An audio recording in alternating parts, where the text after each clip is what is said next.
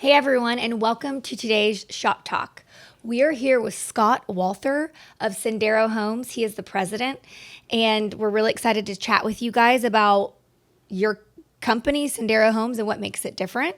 But first of all, I want to congratulate y'all. Y'all have been, celebrating. This is 30 years for you guys of being established, which is super exciting. So we're excited to have you here today.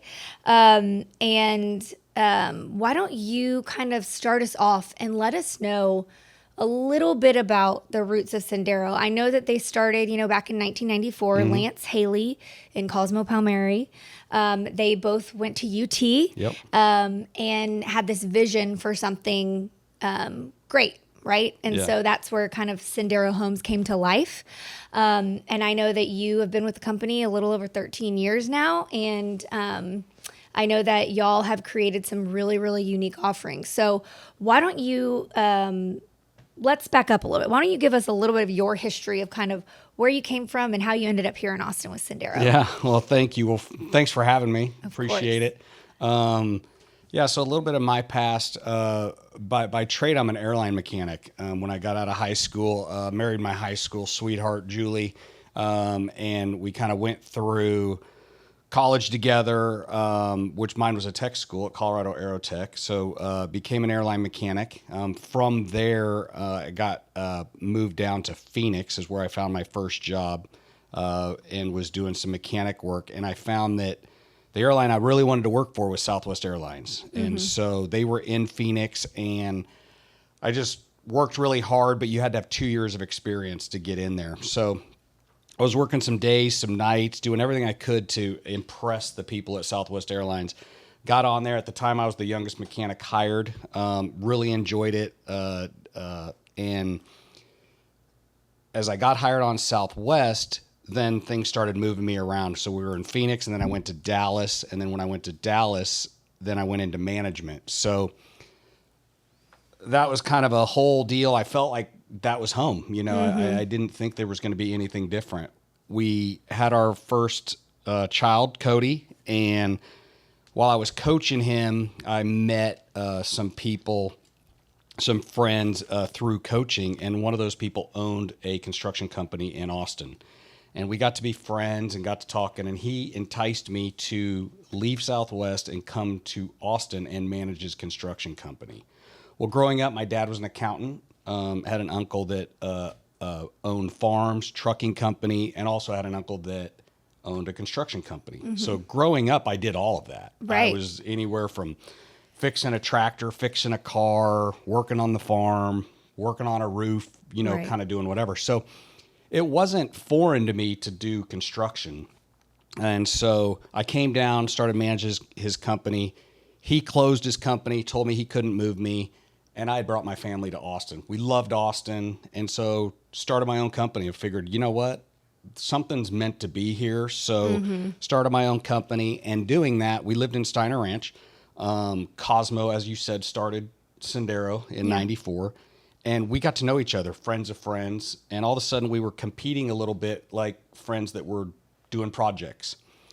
Well, Cosmo has a lot of different things going on, and so we just kind of felt that it was a great partnership. Yeah. So we joined forces. We were, doing, remodel work, new home work, and all that. So after we found out that that was going to have legs and it was going to work out, Cosmo has slowly stepped away from, the operations stuff, Right. and I took over. So that's where we're at today, from a company kind of format, and that's how I got here.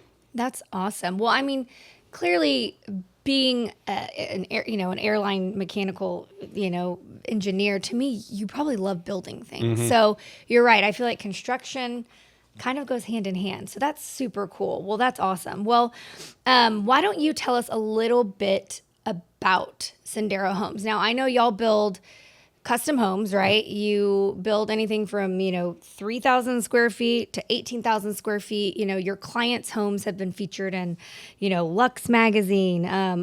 Best outdoor living spaces, you name it, your homes have been featured in it. And I feel like you've kind of set yourself apart in more of a high-end quality custom home. So why don't you give us a little bit about, you had mentioned over the last 30 years, you guys have been honing your craft, right? Yeah. You guys have learned from the do's and don'ts in construction. What do you think your keys to success are from the top down? Oh, that's a loaded question. So I think I got to give a lot of credit to Lance, right? Lance is our VP of operations, and he does an incredible job. He no doubt is the builder out of the two of us. I enjoy the people, I enjoy the sales and marketing, I enjoy the business aspect of everything. But Lance really thoroughly enjoys the building of the homes. And so that partnership, we're like yin and yang. So the things that I don't like to do, he likes to do. The things that he don't like to do, I do. So, Right. So I think that partnership is very healthy and has worked out excellent for us. Because that resonates, because y'all are at the top. So that probably resonates down to all the people who work for you. Yeah, absolutely.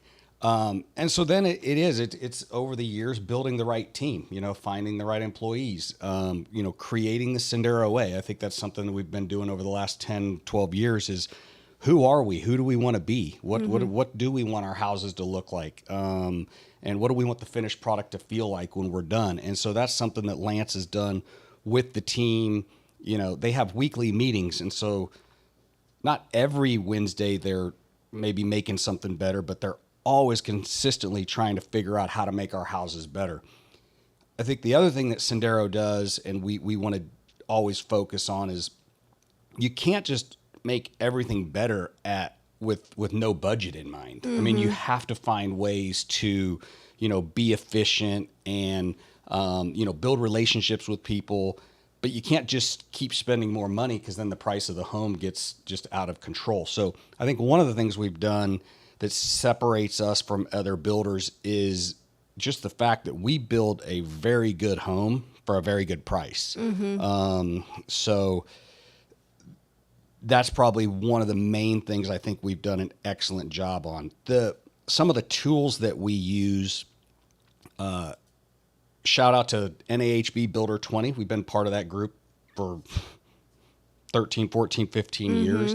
That's a group of builders in non-competing markets. It's basically like our board of directors. Oh, very cool. And so we go to a meeting twice a year, travel around, whichever, builders are in the group, like you just take your turn and go around. And that group has been priceless to me, especially for me. For Lance, it's awesome because he goes out and sees the building science of everything. So we're always keeping in touch with other builders around the country, what challenges they're having, whether it's an employee challenge, a market challenge, a building science challenge, what products are out there. So we're staying in front of all of that with some of the other top builders across the country. So NAHB Builder 20 has been great. We jumped right into project management software. I think project management software is key. For years, we used CoConstruct. Builder Trend bought CoConstruct out, but the communication with a client and our team and our trades, having that all in one place. Because when I started, it was like emails, right? And you do folders and the customer's name and everything was in there, but you just couldn't find anything because it was buried, multiple emails back or whatever. So what these softwares do is they organize. If we talk about wood floors, for example, and you choose which wood floor you want to pick, well, 6 months later, if I want to look back at that, it's really easy to find, so we can go back, quickly go back to the communication of certain things, because as we all know, building a custom home is, believe me, lots and lots I and understand. lots of decisions. I feel like I aged 100 years just from building a home recently. Yeah. But I have had experience with Builder Trend, and it is great. It's super intuitive. Yep. And it is nice because as a customer of just building a new home, you want to know what's going on. You're not going to, I mean, no one's going to constantly be texting you, Scott, what's going on? What's going on with my home? It's really nice to go in there and see that there's updates, or if there hasn't been updates for a few weeks, then that's when I can be like, hey, what's going on? Why have you guys not done anything on the property for, 4 weeks or so? So yeah, I agree. From a client standpoint, Builder Trend was amazing in helping manage the project. So yeah, that's great. It's good to hear. Because I think in the end, it's sad to hear that you went through that, but I mean, in the end, our goal is for people to enjoy the building process. Mm-hmm. But we do hear that way too often, that people had a bad experience. Yeah. That's difficult to really speak to, other than, for us, that's really high on our priority list, if not our number one focus, because we don't do any marketing per se. I mean, we don't go spend a bunch of money on advertising or commercials or anything like that. So it's all about word of mouth. Yeah. So your experience through the process is what we focus on. Right. And so, my continual discussions with the team is, it's all the way through warranty, right? So when I start, I typically meet the clients, start building the relationship, go through the architectural process. They still haven't even met all the team yet. And then once as we get going and the project's quoted out and everything, then we have a kickoff meeting and they start meeting the rest of the team. And then that communication kind of transfers from me to the construction team. And the construction team takes over, and then you got the warranty process. All knowing I'm still involved, high level, but they kind of take that over. And so them buying into the Sendero way that we have to communicate, we have to use Builder Trend, and all that stuff is key. Hey, I'm Brandon Sparks with Nautilus Lending. We're a full-service mortgage lender and brokerage based right here in Austin, Texas, but serving not just Texas, Florida, and Tennessee as well. One of the things we're really, really good at is creative financing, and it doesn't matter whether you're a first-time home buyer or a seasoned investor. We have loan programs to facilitate everything legally possible. You can find out more about us at www.nautilus-lending.com. That's www.nautilus-lending.com. You mentioned it too with, Cosmo and Lance and yourself. It starts from the top down, but, Lance and Cosmo, and from what I see so far about you, is just the good people, right? Who have good intentions and want to build a great product. And I laugh because the last time I saw Lance, it's just a hilarious story, but I was very pregnant. I was at Snooze on 35th Street, and that parking garage is really hard to get out of, let alone I was in my husband's big truck, which I really hated driving, and I could not get out of the parking garage. And I was having, I think, a full-blown panic attack, because I was like, I'm going to ruin this car because I can't get it out. And there was probably 10 people behind me, and lo and behold, Lance, Haley, and Jessica pull in. They're coming in, and I've known them for a long time. They lived down the street from my parents on Lake Austin for a while. So we knew their family pretty well. And it's just salt of the earth, Lance is. He got out, he got in the car, he got it out of the parking garage, and I think I just started crying because I was just in full-blown panic. But all that to say is just really good people. And I think that makes a huge difference, right? Like coming down from, I know you said that implementing walks and processes on the properties, right? That you guys don't want to just have that project manager's eyes on the property. You want to have multiple people on it to make sure that no stone goes unturned. Absolutely. And I think that's important, because I know from a real estate standpoint that, when someone buys a home, it's one of the most important things that they're going to do, right? Buying real estate of any sort, but also building a home. This is you building a home thinking, okay, I get to pick where my kids are going to grow up. I get to pick the floors that they run on and get their first, scrape on the concrete outside on the, driveway. And so it's an emotional process. Yeah. And so the fact that the client relations are number one is huge. I think that when you're building a home, you have to understand that every build process is going to have hiccups, right? There's going to be things that are out of the builder's control, which clients have to have a realistic expectation of that. But like I said, just coming from that process, I feel like client relations have to be number one, because if if y'all are transparent with the client about, hey, listen, this is what's happening, but why don't we go back and let's figure out, we're over budget on this item, but where can we cut? I think had I had more of that in my build process, instead of here's a PO, here's this, here's that, and oh, by the way, here is your amount of overages, without any sort of, let's get creative and figure out how we can keep to roughly in the budget we had talked about, I think it would have made it a lot less stressful. And I think there would be a lot less issues now with the finished product. But that's a great segue into client relationships, right? You guys build high quality with budget in mind. Now, I know that every client has different needs and experiences, but how do you guys specifically go and say, okay, Mr. and Mrs. Smith, you guys are about 50,000 over budget in this, and I know that you guys really, really were on a tight budget already because we kind of went, as high as we could, price per square foot. What unique ways do y'all go in and you try to work with the client to fix that? Yeah, no, it's a great question. As you said, it's always about the money. It's always a focus. So early on, as we're going through the design process, I try to get the money topic out right away because, I feel like we need to be aligned. I need to understand what price per foot, what the overall budget, what are they doing? Because I can't help anyone design a home and make decisions if we don't kind of know what price range they want to be in. Right. So it starts there. Then it starts with, we hard estimate all of our jobs.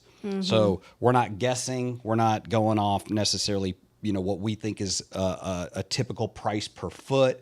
So the hard estimate is very important for us. It takes us about 4 to 6 weeks to actually hard bid a job out before we'll come to you and say, here's your budget. Right. Along the way, it goes back to the builder trend. It goes back to the communication. It goes back to, making sure that we're talking to people going, okay, your allowance on, wood floor was $30,000. With this selection, you understand that you're making the selection and the wood you chose is higher than the allowance amount by $5,000, for example. Right. And so they know that right then that, okay, they're $5,000 over. So the software tells them that. And then on a monthly, we update our clients monthly on the progress of their job. Even though they're seeing builder trend, our project managers send out a monthly update and they'll kind of track high level, their overs and unders. So they kind of know where they're at. But I think the key is that talking to people up front and making sure that they realize that the original budget was based on what we talked about early on. So if you come to me and say, hey, I want to spend $3 million, we're going to go through, we're going to hard bid the house out. The bricks and sticks of it are going to be fixed. They're going to be on us. We've done it a long time. You don't care if the foundation, if we missed the foundation by $1,000 or something popped up, you don't want to pay an extra $1,000 because nothing changed on the plans. You're like, that's on you. But which wood floor you pick, which countertops you pick, what cabinet designs, all of those things are allowances for us.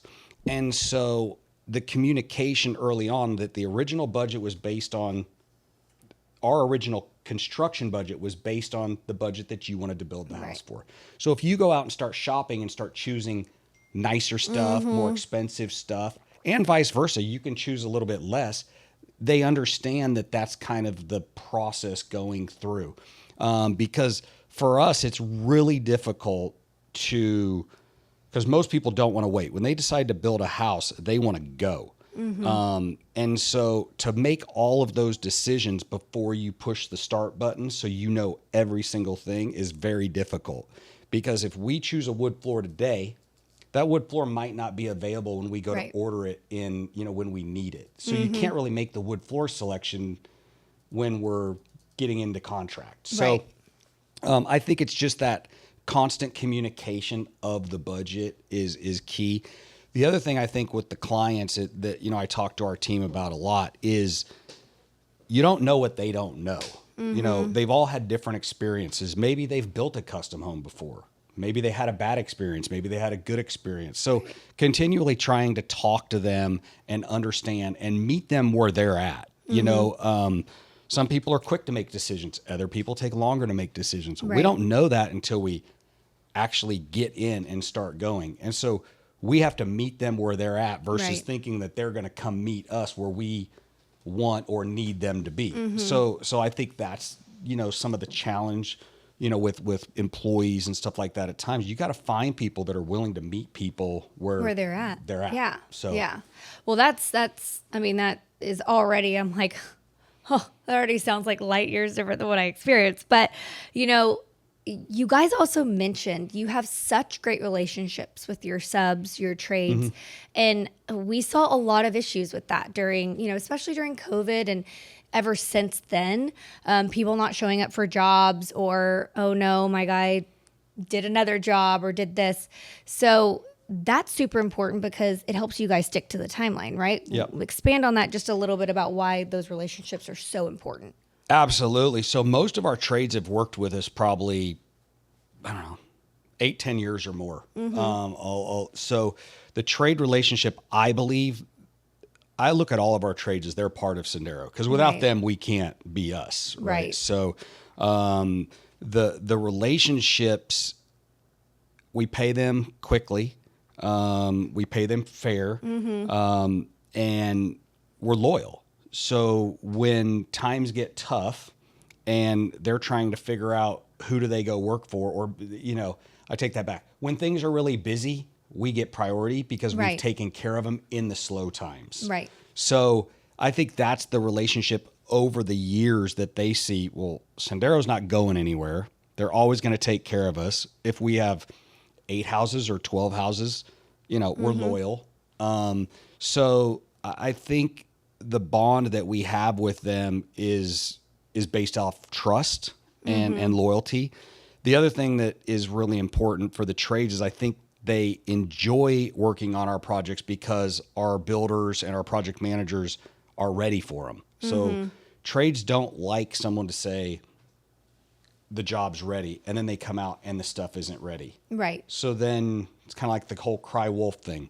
If you tell them the job's ready and they come out and it's not ready, and you tell them the job's ready and they come out, they're going to start kind of going, you're wasting my time. Exactly. Because now they don't have anything to fill their schedule. Right. So we're, back to builder trend, organization, schedule. We're trying to make sure that when we tell them it's ready, it's ready. So they show up, they're efficient, they can do their job. The other thing that I believe is key with Sendero is the trades.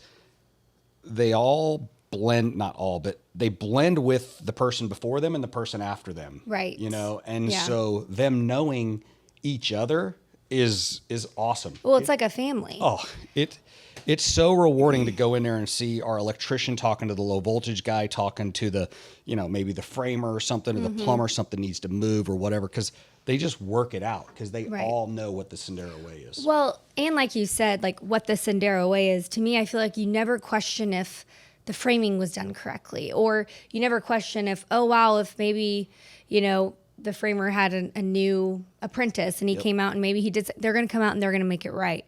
I feel like a lot of builders don't have that loyalty or that consistency. So you're not getting the same quality of product because you're going to have a different framer each time on a different property Right. because they don't have that, that relationship with them. So to me, I think that makes a huge difference because you're not going to have your clients question if the quality of the home was built correctly because you've had these people, they know the Sendero way Yep. and they're going to do it right. That's right. And I feel like that's to give y'all peace of mind for sure. Absolutely. And I think that you hit on it earlier. The walks are key, because we do a foundation walk. So, the foundation guys get out there, form it all up. We put the plumbing in and the team's out there. Everyone's looking for a mistake. Right. We're not trying to say, oh, this builder made a mistake. We're just trying to say, we just want to make sure when we pour this concrete that everything's in the right spot. I'm not saying we're perfect because it's not an easy task, Yeah. but, and you're talking about, half inch here, quarter inch here, but we're pulling to make sure that the plumbing is actually hitting the walls. We don't want to have to Right. chip up the concrete and move it later. So we're doing foundation, and then we do a pre-installation / drywall walk before everything gets covered up. When you walk in your house and it's like all the stuff going everywhere, it's a great time to look at it and have as many eyes on as we can, to your point, is there anything, did anybody miss anything on the Right. framing? Do we have, just looking for everything you can try to find. On top of that is inspections. Right, which I was going to just let people know who don't know much about the new home building process. Every, phase of construction has to go through an inspection, right? You have the foundation inspection, you have the framing inspection, you have all those different things. The engineers are taking, absolutely. So you do have a little bit of peace of mind, but it is nice because, for example, like you said, the plumbing in the right location. I'll never forget, we got our island, like a center island in, and we kind of looked at it and we were like, that is really close to the stove. Wasn't it supposed, and it's because they put the plumbing too close. Yeah. And it was so much drama because, again, nobody had those set of eyes to say, oh my gosh, we put the plumbing way too close to the, 12 burner stove over here. And now the walkway is so narrow. And for a custom home, you're like, I want this big open kitchen. I want a big walkway from my sink to my stove. So anyway, to your point, I think that is so, so important. And that's why I'm just saying, from experiencing this to you saying that you guys do that, it's like, it makes the world of difference in the build process. I think the final walk, sorry to cut you off, but no. I think the final walk is the fun one, right? Because the house is done. And so everyone from the office comes in, to that walk. We meet out there because then everyone's like looking at the finished stuff, opening and closing drawers, because then you get everybody's point of view, because not everyone in our company is a builder. Right. They don't. So it's great to see the whole team out there, and then typically take them out to lunch and, kind of, a little celebrate company, a little bit. Yeah. Well, that we built it. Yeah, you built it, right? And again, like I said, for us as real estate agents, when we sell somebody a home, it's like, this is going to be a great investment for them. This is going to be where the memories are going to be made. And I feel like that's probably the same reward for you guys, is we just built this dream home for this family that has worked really hard their whole life, and they finally got to build their dream home where all their kids will come back and their grandkids will come back, or whatever the story is. Yep. And I feel like that has to be so rewarding. So that's a really, really cool kind of like tradition that you guys have when you finish a home. Okay, so why don't we talk a little bit about, we can kind of, polish it off here, but you guys have built in communities where you guys have bought the lots and you either create, I wouldn't call it a spec home, but a custom home, but you guys probably have certain parameters of what you build on that property. But you guys have built out in, Signal Hill. Yep. One of your, projects is Madrone Canyons. But you guys also do build on your lot. So clients can buy a piece of property and then bring you guys out there. What do you think are y'all kind of a 50-50 in that? Or which one, kind of, where do you guys kind of feel like where your, niche is? Yeah, I would say, it's not 50-50. I would say we're probably 80% custom homes on your lot. Right. 20% spec. I didn't really think through that too much, but I think that's probably about the proportion. No, it's okay if it's a rough estimate. We grew up, like the company grew from building custom homes on people's lots. And then the land position or being part of, different developments has just been recently in the last probably 6-7 years when Signal Hill started, which was great. Yeah, because I will say I've always known y'all as a custom home build on your lot builder. And Signal Hill was a big one for you guys. Yeah. You guys really blew up because y'all also got positioned with other quality builders, which was that was great for you guys because it really, I feel like personally elevated you guys. Not that you guys weren't, but being with, being a select few builders out there and all of them being, pretty custom homes. I feel like that was a really, really good move for you guys. It was, sure. Yeah, no, it turned out to be great because, I think to your point, it's, if you're a company building 3 or 4, maybe 5 houses, the word just doesn't get out. Right. But in Madrone Canyon, we did 22. In Signal Hill, we did 22 homes. Yeah. In that neighborhood on top of the other customs. So what I felt was on top of just, being out there and getting our name out and building more houses, it was always exciting because it actually made selling easier in a lot of ways because people could walk multiple different floor plans. Yeah. They could see different levels. Like maybe those houses weren't as expensive as one that we're building on the lake. So people were like, wow, Sendero can build from this level to this level. Right. And so it really opened people's eyes to, everything that we could do. And Madrone Canyon's been great. We still got a long way to go out there. But again, it's the spec home portion of it is really what we found is not everyone wants to go through the custom home process. It's hard, but they want that level of home.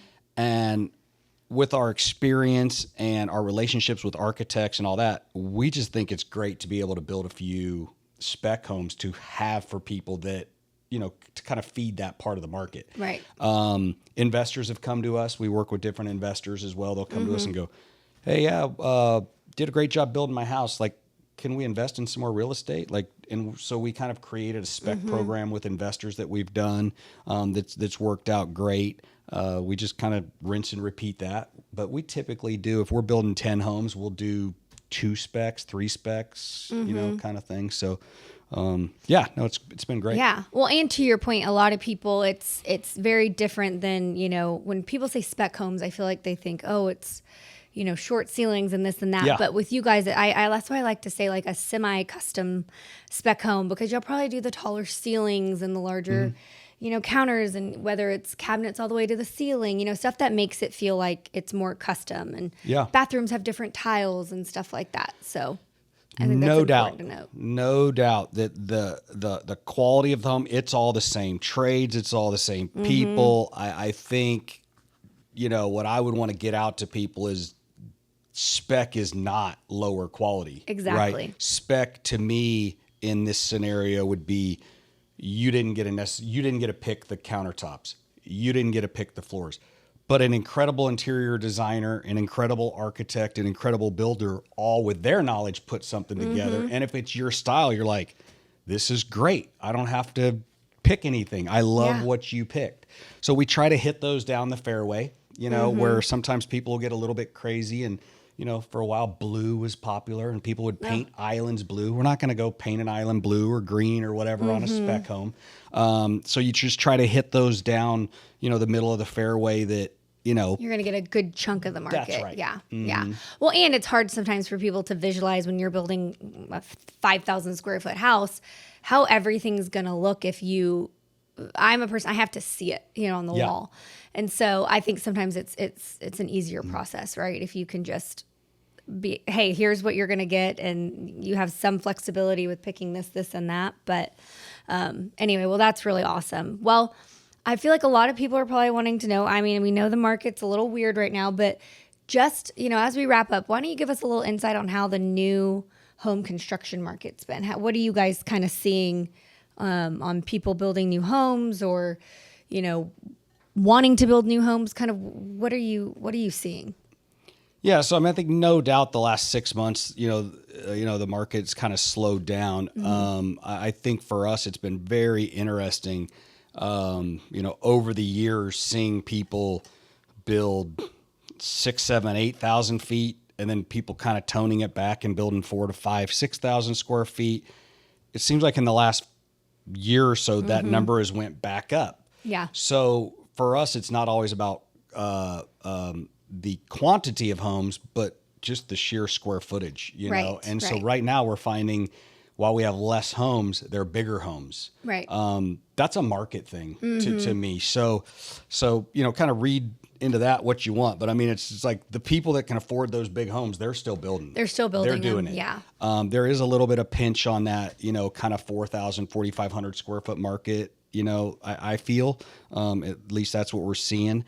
But, I think one of the other things to bring up as we're talking about market is, Travis Club. I'm sure you've heard of Travis Club, but Travis Club out there on Lake Travis is incredible. And so, we went out there and we're founding members out there. We're super excited about Travis Club because we don't feel that there's a lot of great property to go build the level of home that we're building. Right. And so we felt that it was really important for us, and have, built great relationships with the Travis Club team.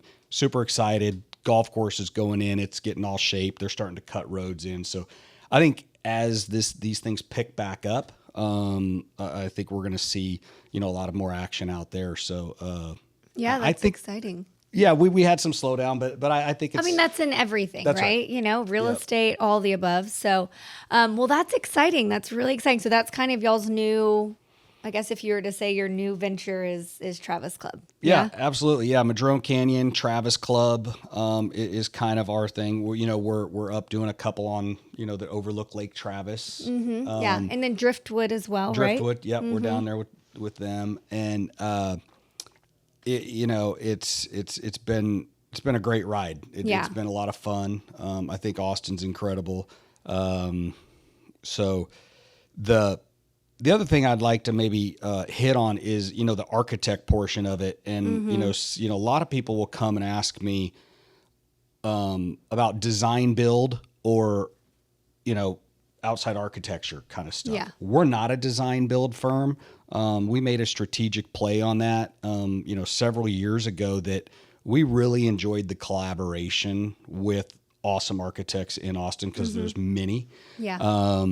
And so to your point of, the range and the spacing and all of the flow of the house and how the family's going to use it, it's been awesome working with those architects and collaborating with them and helping all of our clients' vision come true, because I think that experience from, if we have 4 architects and they have, they're doing 30 or 40 different homes, their experiences come in and they can help give feedback. So we go in with a collaborative effort, myself, the client, the architect, designer, and we're all noodling, if you will, right? Yeah. We're throwing things back and forth, and ultimately the client makes the choice. And we're like, that's a great idea. I like that, or I don't like that. So, that's what we've done.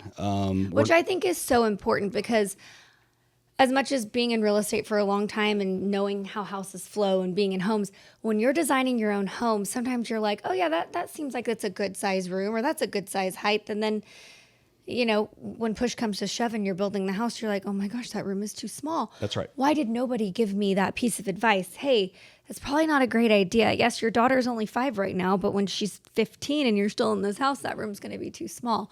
So I think it's, again, you kind of don't know what you don't know. So it's nice to have probably multiple people who have done it for a long time to give you that advice, because I feel like you would rather have that done in the early stages than, oh my gosh, you're in the build process and what do you do now? Yeah. Absolutely. It's funny. One of my pet peeves, I don't know if I should say this, one of my pet peeves is secondary vanity sizes.